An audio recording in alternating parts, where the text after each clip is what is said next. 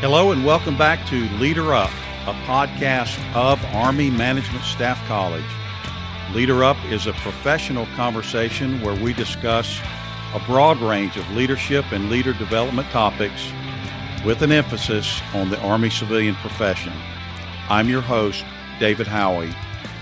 On today's episode of Leader Up, we've got a very special guest. We've got a great guest, and I know folks out there in the Leader Up audience are going to be interested to hear what she has to say. I'm happy to introduce Ms. Kate Kelley. She is a member of the Senior Executive Service, and she is the Chief Human Capital Officer at Army Futures Command. And we're going to talk to her today about Army Futures Command and about some other leadership and leader development topics as they relate to us as part of the Army Civilian Corps. So, Ms. Kate Kelley, welcome to Leader Up, and thank you so much for being here with us today. David, thank you. This is a real treat for me and always exciting when I get to speak to audiences such as this. So thank you so much for having me, and I very much look forward to the discussion. Okay, well, thank you. I know. On behalf of our Leader Up audience, we all appreciate you giving us your time. So let's just start big picture with Army Futures Command. Tell our leadership audience what Army Futures Command is. Certainly. It's probably one of the most exciting places to be in the Army, first and foremost. It's really at the intersection of today's Army and what tomorrow's Army needs to be and needs to look like and needs to operate with. And so Army Futures Command is also probably the biggest wholesale change in Army structure since about the 1970s. A new 4-star command, which is significant in and of itself. But the fact that the Army hasn't really task organized at that level so holistically in so many years makes it a fairly significant evolution in the thinking of the Army. And Army Futures Command is charged with several things. But if I had to distill the primary focus and functionality of the command, it really is about somebody thinking and driving towards the future state that we need our Army to be in. And so much of the rest of the Army is really focused on being ready for the here and now at any given time. The idea with Futures Command is to be ready for the future too. And that is not an easy task, and that is not a simple task to execute. So it's a challenging place to be as well, but a very exciting one.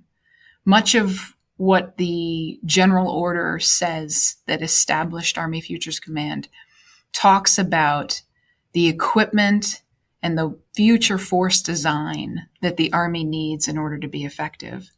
And AFC is also charged with trying to help push the envelope inside the Army to think critically and creatively about what we really need for the future.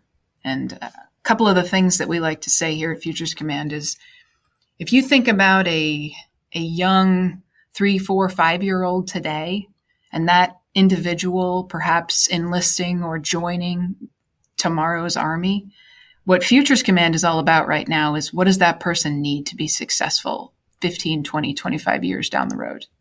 And that's really how I describe what Futures Command means for the Army. It's a great place to start our conversation. Thank you, David.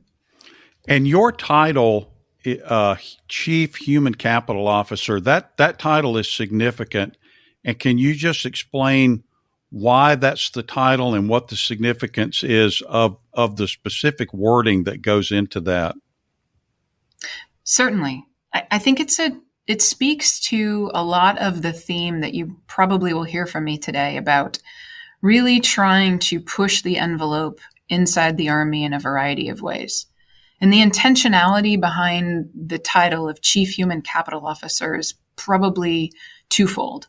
One, in the private sector and in many industries today, a human capital officer is a very known and well-recognized function.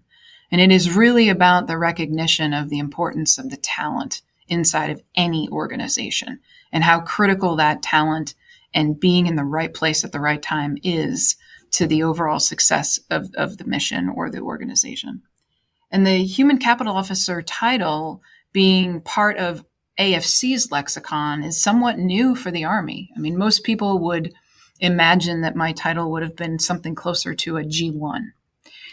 But the reality is those G1 functions still exist, and we still perform that more traditional care and feeding and taking care of people that a G1 function does. But what the human capital officer position is also charged with is that look to the future with respect to talent and really trying to set a course in a strategic direction for the command, and in this case, in some ways for the Army, to think about future skill and talent. So I consider my job really illuminating for the Army in many ways, and certainly within AFC. Things that are going to be important and things that we need to be doing now to be prepared and to have the right skill set in the force in that future domain that we focus on. And so let's focus on maybe some folks out in our Leader Up audience, just the average Army civilian out there working. How will Army Futures Command affect that person, and how will it affect their ability to do their job? That's a great question, David. I think if AFC's experiment and all that we are charged with doing is successful, I think what you're going to see is this evolution over time of new equipment, new ways of thinking about our warfare constructs, new understanding of what the future of war might be and what the future operating environment might be. And therefore, with that understanding, is there new force design? Is there new force structure? And certainly, is there new equipment that's needed? And if you imagine that that starts to come to fruition and delivered in the hands of soldiers in a meaningful way, then every Army civilian is going to be affected in some way, because new equipment demands new ways of training, new ways of testing, new ways of maintaining, new ways of acquiring, just to name a few. And so the evolution of modernizing our force, both with what we fight and also how we fight, is going to impact the totality of the Army. And I would argue that any Army civilian will have some feel from the impact of AFC over the years. Now, I'll be the first to tell you, and many leaders here in the command share this view, this is a long game for the Army. This is not a sprint, right? We are in a marathon here. We are constantly challenging ourselves with persistent modernization, meaning this is not a short burst, one and done mission. We've got to continually work towards this. And the scale and scope of what we require in this Army is so big from a numbers perspective and from a demand of what the American people ask of us, that we've got to continually and persistently be modernizing. And that's what AFC is all about. So when we start to really show those changes to the force, those people, Army civilians especially, who are charged with policy and enduring nature and maintaining and sustaining and training, you are going to see those new elements of the Army inculcated into your areas as well. And I think it's one of the most exciting pieces of this whole experiment that we're on. And so your background, ma'am, that maybe has prepared you for what you're doing now or has informed what your position is, just share with our Leader Up audience kind of your background in the Army, what kind of positions you've had, what roles you've had, and which segment of the Army that you've been associated with. Certainly. I think, interestingly, for perhaps some of your audience listening, I would consider myself as having a somewhat atypical career, getting to the point that I'm at now. I was an ROTC graduate out of Villanova University. I was commissioned back when we had before a logistics piece into a transportation corps. And I was on active duty for 4 years and then transitioned into a civilian role predominantly for the last basically 18 different years since then. But the career trajectory for me kind of segued away from logistics fairly early on. And I've done a number of roles that amazingly all really do enable and support the current role that I'm in. And it's funny, if some people look at my resume and they see some of the jobs that I've done, and it's hard to draw a clean, clear career line through them. But what I would tell you is one of my biggest lessons learned as a leader that I'm sure we'll probably get into today is being interested and willing to work in spaces that you might otherwise be unfamiliar or uncomfortable in. And I've made that, quite frankly, one of my guiding principles when it comes to what's next for me. So I worked the Base Realignment and Closure Program for Army Materiel Command in the 2005 BRAC round, which was the biggest Army BRAC round in history, and a very, very significant experience for me to understand the industrial base and probably more importantly, understand the dynamics of picking up and moving huge pieces of our workforce, both the physicality of what it takes to replicate those new entities and new locations, but also the strategic impact of our industrial base on our country and on the strategic politics that surround where our industrial base is in relation to our nation and our states. And from there, I had a number of jobs in and around the Pentagon that were everything from managing some of the research and publications aspects of the Army to working in the former ITA organization, which is now known as the Joint Service Provider, where we delivered the IT and network capability to the Pentagon and to the NCR.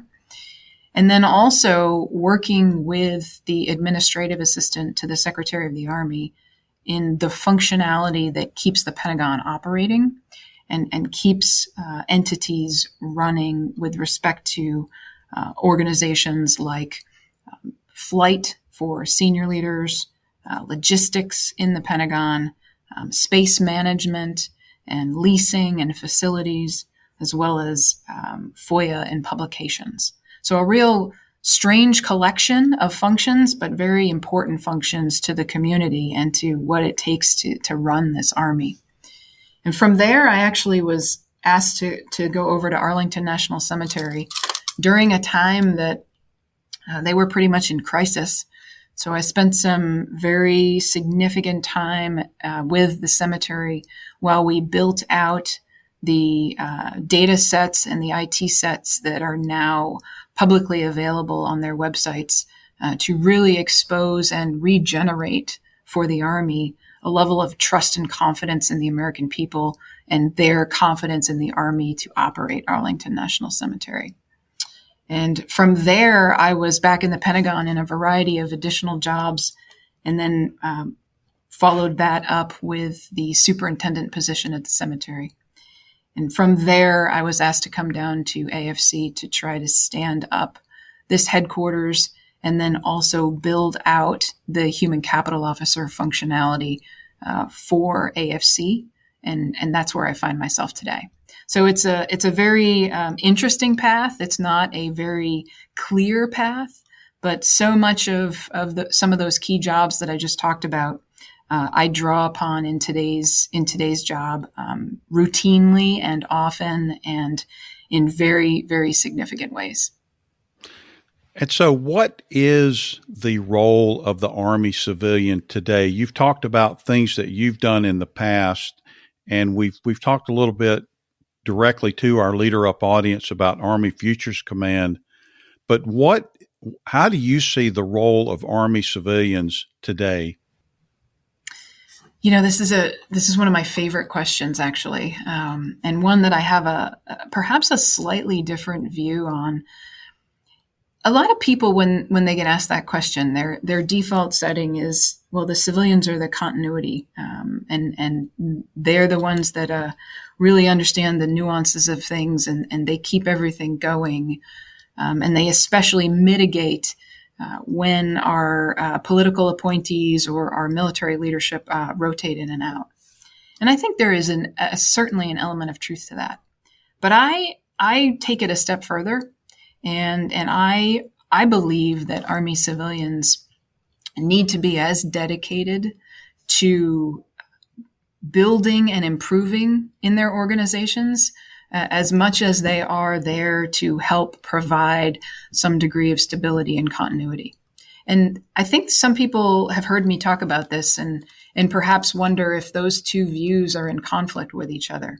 And I don't believe that they are. I think civilians are uniquely qualified and uniquely positioned to understand the challenges and the history behind their organizations, but they are also able to drive change and to drive to new solutions if they are influential and if they are credible and if they are thoughtful in what they bring to the table. And so I'm a big believer that Army civilians are crucial to the Army writ large. And I'm also a believer that we ought to be working continuously to not only ensure the institution is in good hands, but to also always be introspective about how we continue to take it to the next level, so to speak. And as I'm sure you know, in 2019, when ADP 622 was published, the Army Civilian Corps Creed, the word leadership was added to that stability and continuity. And I think that's indicative of that mindset that you just espoused, that Army civilians are not just the stability and the continuity, but they're also charged with providing leadership. And that's kind of what I'd like to hear you address next is, why is leadership and leader development important for us as members of the Army Civilian Corps? I think you're spot on, especially with your reference to the update to the Creed. And I could not be more excited when that happened. And really hats off to the community for recognizing that. You know, every one of us has been at some point, I think, in their career, either part of a team, an individual contributor, or moving into that level of their career where they are now in charge of something, whether it be small or large. And, you know, I'm thinking about your audience listening to me today, and I'm thinking about how they would think about the addition of leadership into that creed, and then really what is leadership to them and to an Army civilian. And I think we owe it to our nation, who quite frankly is our employer, right? And we owe it to them to be constantly being good stewards of what they have entrusted us with.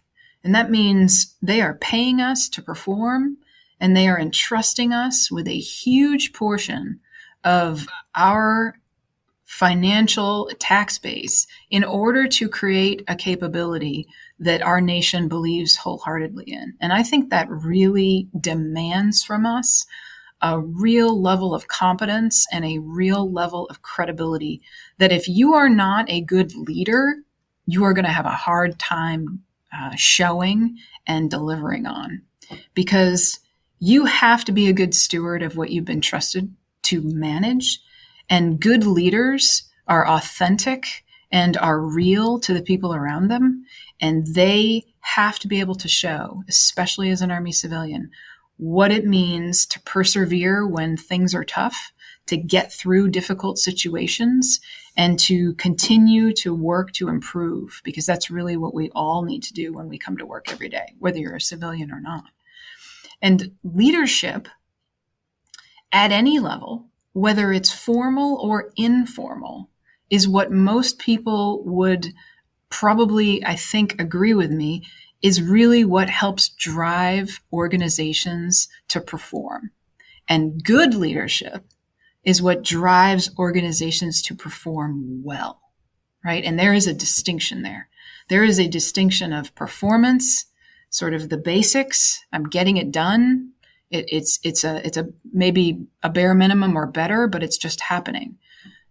Really good leadership at all levels, be it a small informal de facto team or all the way up to a senior executive or a general officer. Good leadership is the difference between getting the job done or getting the job done well. And that's why I think it's so crucial for Army civilians to have an eye on leadership, because we are instrumental in making sure our organizations are doing it well and doing it better, because we could easily sit back and just do it, right? But that's not what we're asked to do every day when we come to work by the American people. And I think we all have to keep our eye on that target and that goal. And leading at the level that you're at, which I would consider to be at or close to the enterprise level, which is above specific units, not team leading, but at a very macro level, leading at the enterprise level. What does that mean to you to be a leader at the enterprise level, and how do you look at leadership at a level like that? The words that come to mind when I think about that question, David, have to do with relationships and have to do with credibility.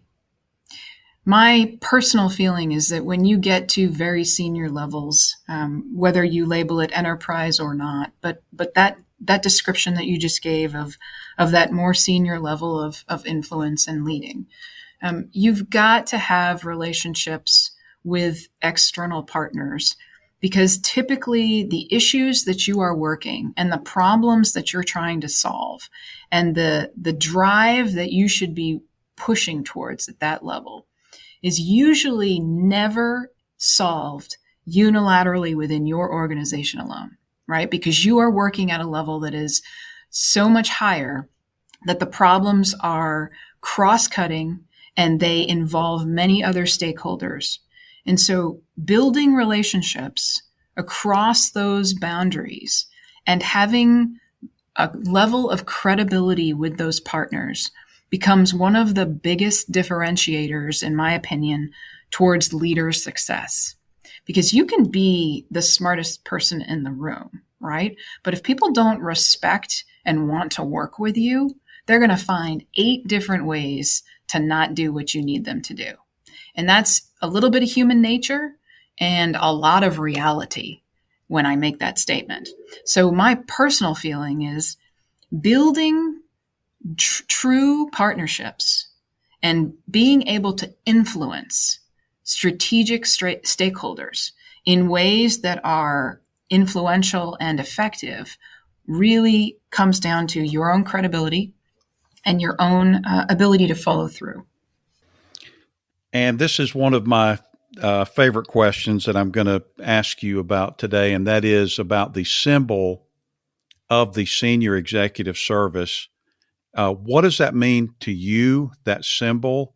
And what is it? Explain to our Leader Up audience what it is and what it means to you, that symbol that represents the Senior Executive Service.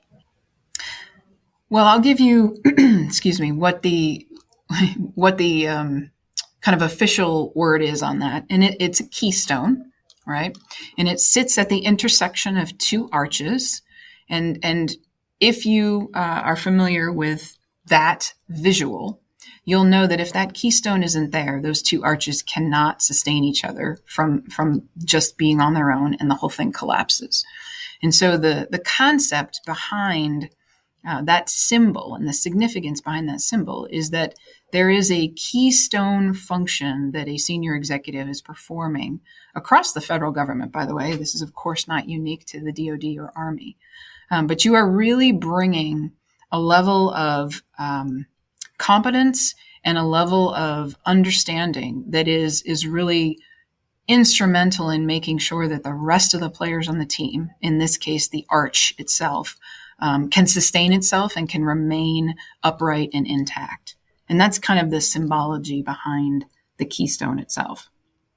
You know, if you extrapolate that out a little bit more with leadership and some of the things that we've been talking about, David, you know, you've got to think about senior executives the same way you think about GOs, in my opinion. General officers are expected to bring certain competencies and certain critical eyes to problems and to be able to lead and drive organizations. And I personally believe that senior executives need to be able to do the same. So you may be evaluated slightly differently. You may be in a different system of performance management. You may have a different office that you report to. But the reality is you're a senior leader in the United States Army. And that means you have a significant expectation to be doing the right thing always, without fail, whether somebody's watching or not, being a role model for people, and helping your organization continue to improve. And that means that you are also able to provide the historic context for, say, the political appointee who might be coming in because the administration has changed, or you're providing the background for a new general officer who's coming in on the next rotation. But you are also then providing that leader who you should be partnering with ideas on where the organization can go next. And I really think that the partnership between the general officer or the political appointee and that senior executive is one of the most powerful partnerships that the Army has. And some people exploit it better than others. The most powerful teams that I have seen or been part of are where you have a blending of the experience of that senior executive with the other senior leaders around them, and the organization can really thrive. Because let's face it, most of our organizations in many ways are a mix of mill and sieve. Now, I recognize perhaps not at the operational and the tactical level, but at the strategic level, it is absolutely a partnership of mill and sieve.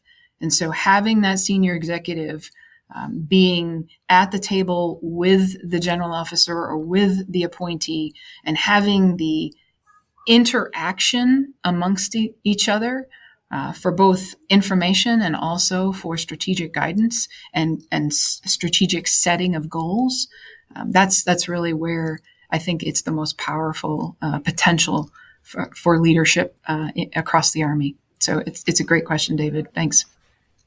And I'd like to ask you about two kind of nuts and bolts leadership topics that I used to hear a lot about when I was in the classroom, and I taught in the intermediate course for a long time. And those are folks at the 10, 11, and 12 level. And it was kind of a recurrent theme that they would express concern about delegation.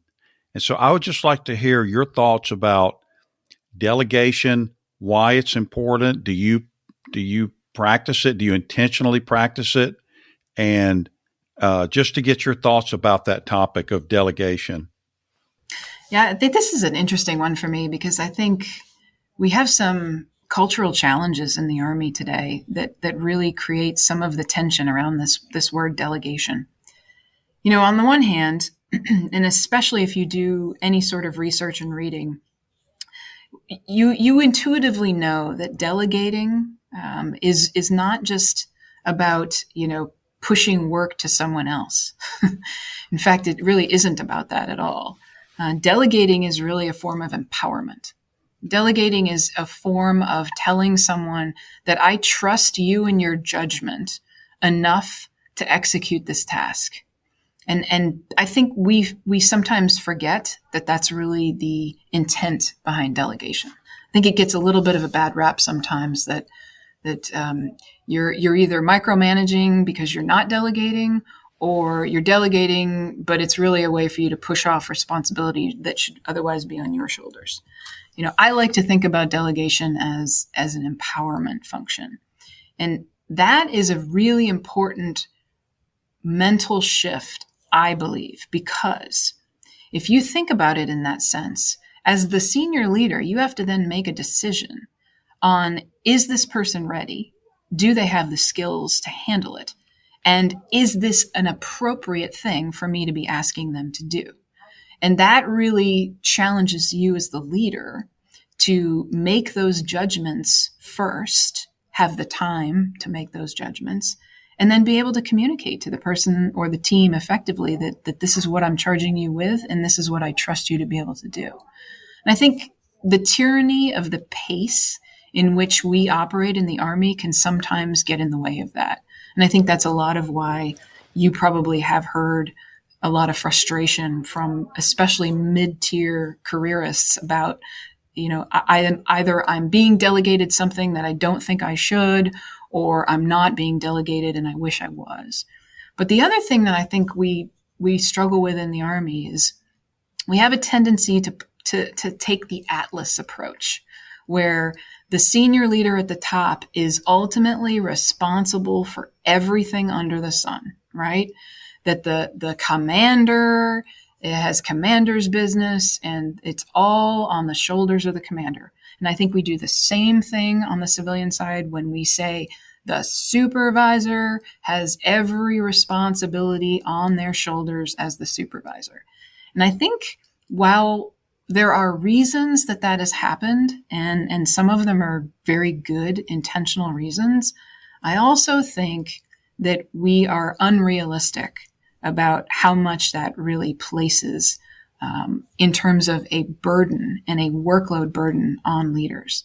And I think some of that very significant expectation setting for those senior people, that supervisor of that civilian team, or that commander of that organization, or that senior executive in charge of that organization, they have so much on their shoulders that they're carrying that delegation can sometimes take a back seat when it comes to doing it for the right reasons.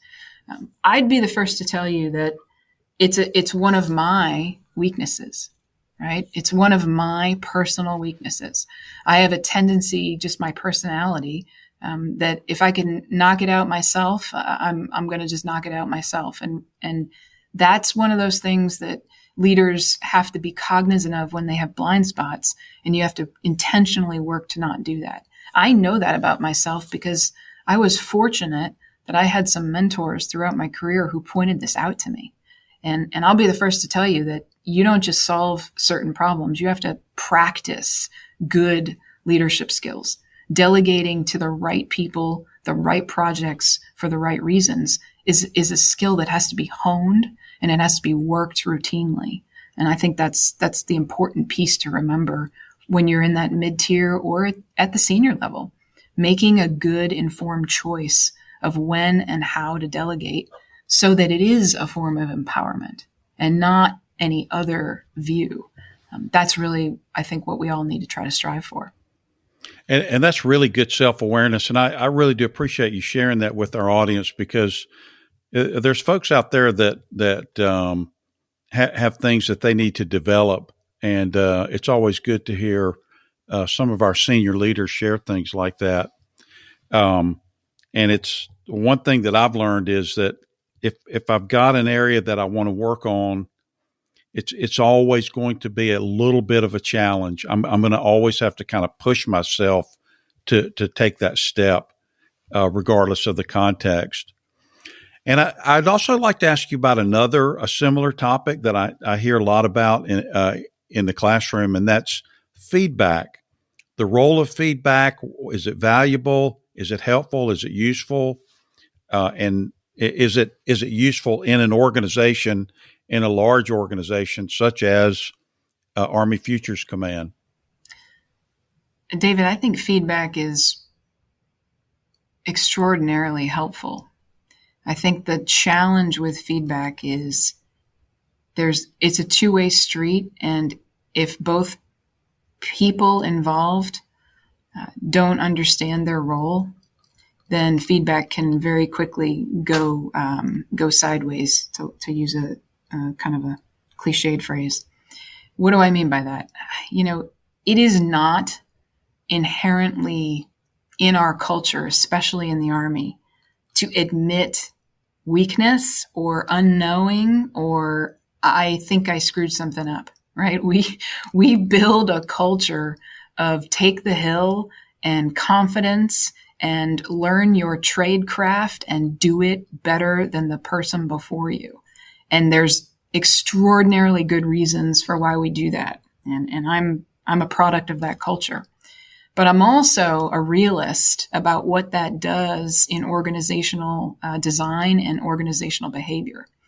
And the reality is, and if you do any research and any reading on leadership and organizational effectiveness, you'll know that organizations have to be made up of people who will get feedback in a positive way and take it for what it's meant to be and really try to make corrective behavior where it needs to be.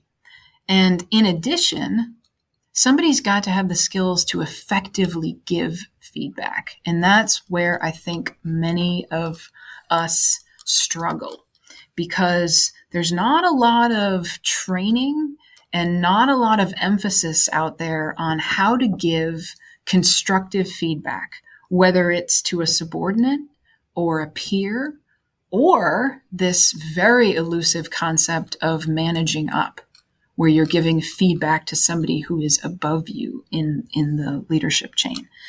And it is not usually, in my opinion, inherent in most people to know how to do that well. And so I think feedback is crucial, but it's also one of our very significant Achilles heels, because we don't teach people early on how to do it well. And there are amazing parts of our Army now, especially with what TRADOC and the schoolhouse is really focusing on, trying to help people understand how to do that in a productive and non-threatening way.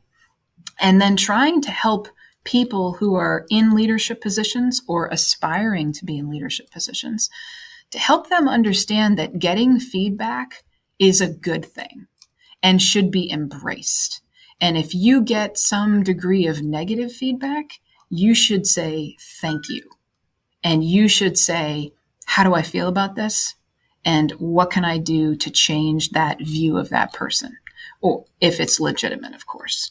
And so I think we as an organization, and any organization really, but I think the Army especially, is starting to have this dawn of enlightenment of the power of leaders being self-aware of where their strengths are and where they need to improve. And I think that's what you see in the new battalion commander assessment programs that are out there, where people are getting 360-degree feedback and they're hearing from peers and subordinates and from senior people how they are perceived.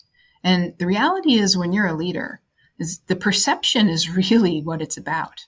Whether you are intentionally doing something or not, perception of the people around you is really what matters. Because if they perceive something wrong, they're still going to believe it, because that's what it feels and looks like to them. And so the power of getting and giving good, honest feedback is crucial, because you have to actually understand how to make yourself better and how to make yourself a more effective member of the team. And that's really, I think, why feedback is something that comes up often and something that we continually have to work on, just like delegation, right? These things are practices. It's kind of like you're a doctor or a lawyer. You're a leadership practitioner. You don't ever actually get the gold star. You'll do amazing things and you'll be successful. But I promise you, if you're a really good leader, you're always learning and you're always looking to improve. And so let's kind of go back a little bit. You talked earlier about your career in the Army, with the Army, and I'd like to use the few remaining moments that we have to hear about your path to becoming a member of the senior executive service, how you went about that, what choices you made, and what kind of things you did to prepare you for where you are today. That's a great question. I get this pretty often with people that I mentor and people who are interested in learning more about the senior executive service and then learning about how to work their way towards it. And I have some very specific things that I can share that I personally did. And I've already talked a little bit about some of the key jobs that I had in my Army career that I think are very impactful and intersect closely with what I'm doing here today. But I'll give you some additional thoughts that I share pretty often on this very topic. I've already mentioned that my career path is not a traditional, very deep in one area type type of career path. My career path has been one where I've made my career choices of what job to go after and what job to do next based on whether or not it was a challenge. Was it a difficult job? Was it going to be risky? Was it going to be hard? Was it going to be the type of job that other people probably would shy away from? That's the type of job that I looked for, basically for the last 18 years, because that's the job that is probably going to give you the level of experience that you need to compete for senior executive service down the road. The other thing I looked for was, would this job give me additional experience and skill that I might not have today? And that really speaks to why so much of my career is different, right? I'm in a human capital practice now, but I have a small IT background. I have running a cemetery as a background. I have being the program manager for base realignment and closure. Very disparate looking missions, but things that I intentionally sought out in order to really broaden my experience base. And the third piece I would offer people is you've got to actually deliver. You have to be a performer, right? It is not just about being in the right place at the right time. It is about, did you get results, and did you work hard and show those results to the organization that you were supporting? And those are the things that, in my case, have helped and have been, quite frankly, very significant guiding principles that I have followed in my particular career. Is it a tough job? Is it going to give me a challenge? Is it going to stretch me in areas that I should absolutely learn and that will be complementary to my portfolio of experience? And then, did I deliver in that capacity? And if you can make those type of choices throughout your career, what you'll find, I believe, is that when you get to a point of professional maturity and personal maturity to be ready to apply for SES positions, you will likely have had the level of experiences necessary to compete in that very competitive market. A lot of people that I see who are interested in working towards SES have not had the breadth and scope of jobs that allow them to write to the complexities of the application process.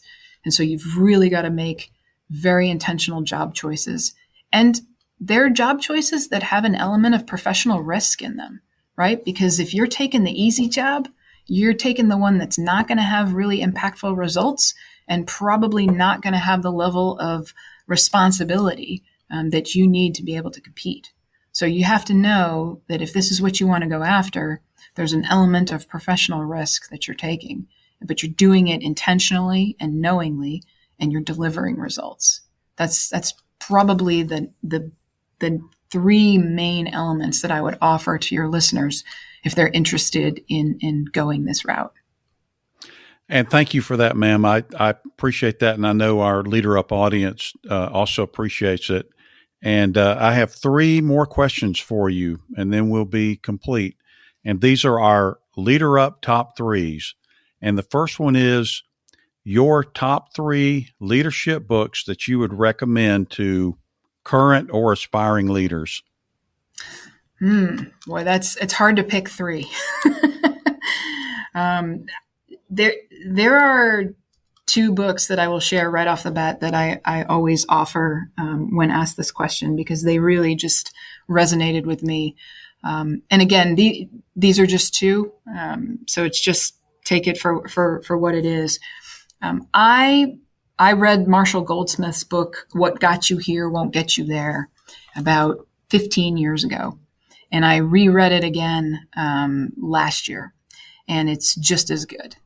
And it's really about recognizing that as you move up in your career and you change things in your life structure, the things that made you successful early on are not necessarily the skills that are going to make you successful in the environment you might find yourself in the future. And that seems intuitively obvious to some people, but I promise you it is not practiced routinely. A lot of people presume that because they were the best person at this job, they will therefore be the best person at the one above it or the two above it. And the reality is that is not necessarily the case. And so that book, What Got You Here Won't Get You There, by Goldsmith, has been very impactful for me. And I've used it quite frequently with some mentoring that I do routinely. The other one I would share, I love McChrystal's book, Team of Teams. I think that whole experiment and his whole approach and thinking on getting and maximizing the best out of the team around you is just awesome. And so, I would offer that up to your listeners if you're interested and you haven't read McChrystal's book, Team of Teams. I would highly recommend it. And there's one right now that is actually, I have an audiobook and I haven't listened to it yet, so I'm not sure if it's that great, but I've been recommended to read The Art of Alignment by Beach.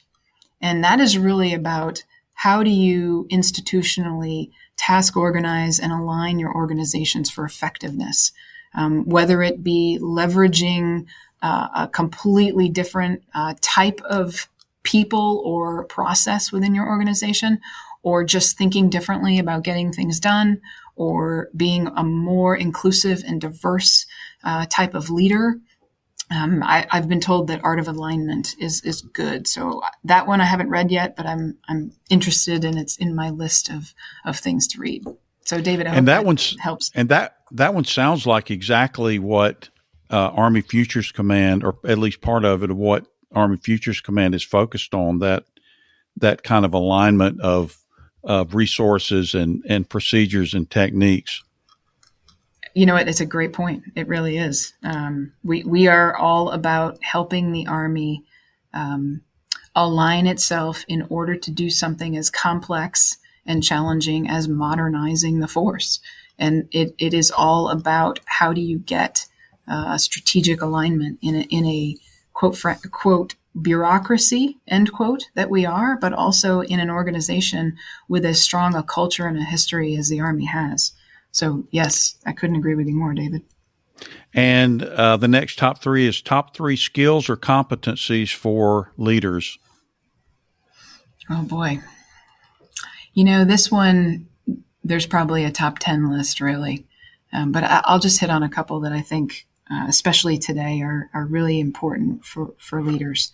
And this has to do with how much is asked of the United States Army at any given day by our country. Every single one of us, and certainly those that are listening to this podcast, are challenged, I think, and are busy, and we are asked to do a lot for our nation. And so I think there's a resiliency aspect that I offer as important in all leaders in the Army, because the pace and the pressure of what we're asked to do is significant. And what's at stake for us and what's at stake for soldiers if we don't do our jobs well is literally the difference between life and death. And that in and of itself is a game changer for the rest of what I would say is the private sector, academia, nonprofit, you name it. We love to compare ourselves to the private sector, but when it really comes down to it, we are the entity whose true life is on the line. And that pressure to do that with the stratification of who we are as a nation, as part of our Army, creates a lot of challenges for people's mental well-being, their physical well-being, their spiritual well-being. And so I think resiliency now more than ever for our leaders is crucial, especially with what we're demanding of them to be able to do day in, day out for years, quite frankly. The other thing I would offer is humility.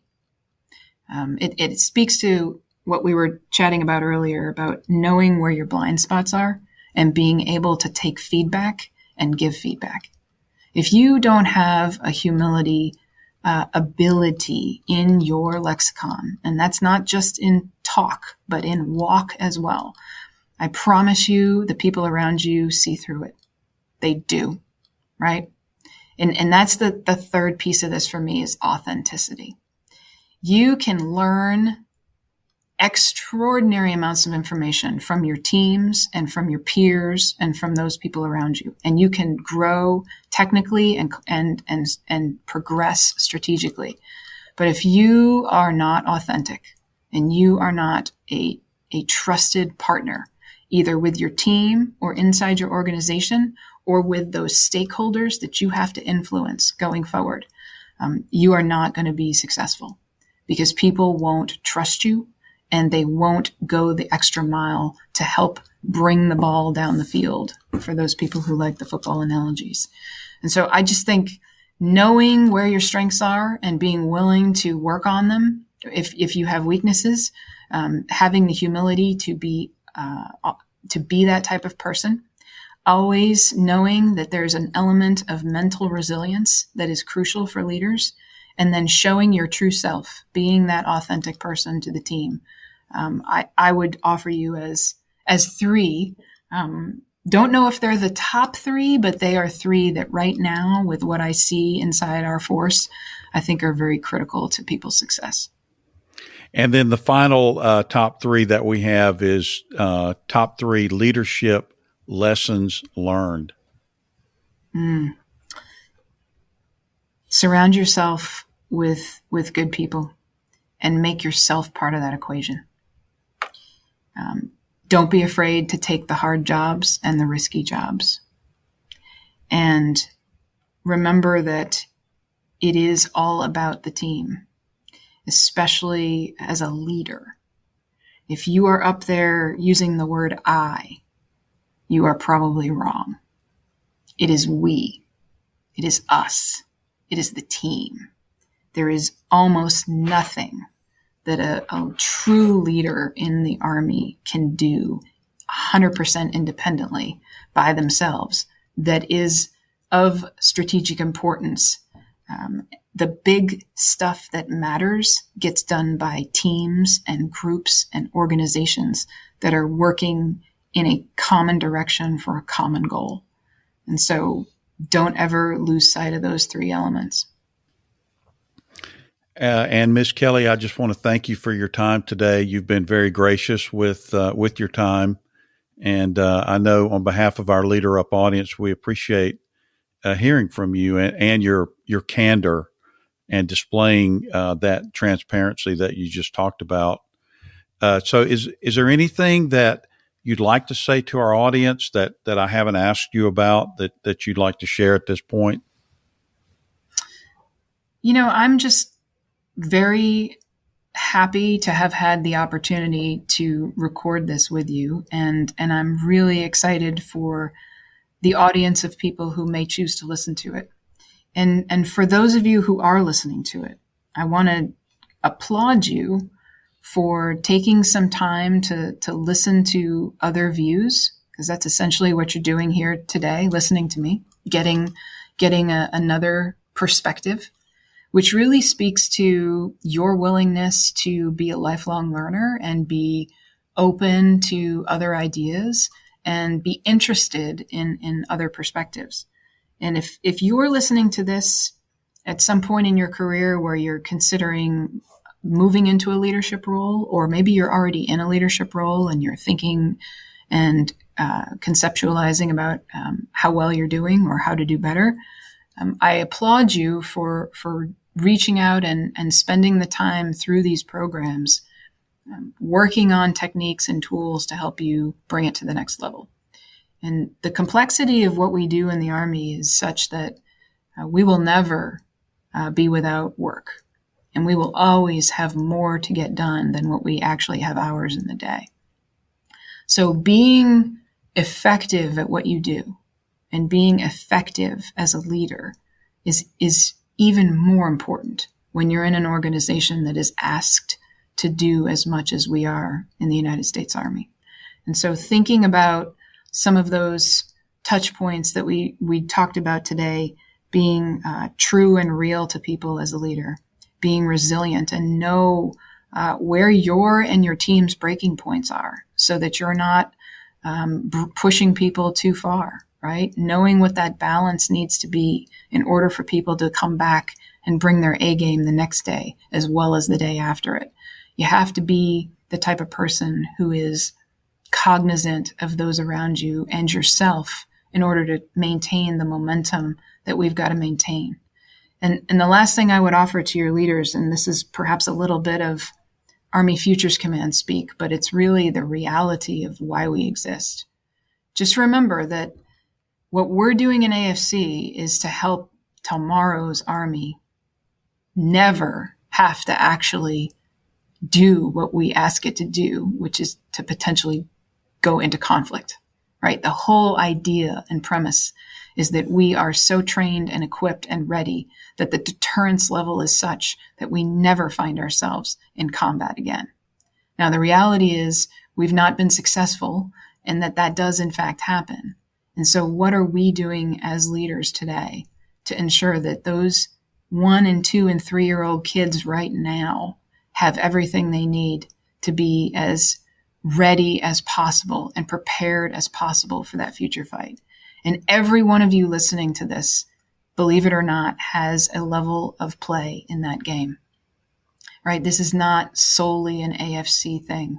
We've all got to have our eye on what it takes to be the strongest, most well-trained and equipped force and be good at what we do so that we never actually have to do it.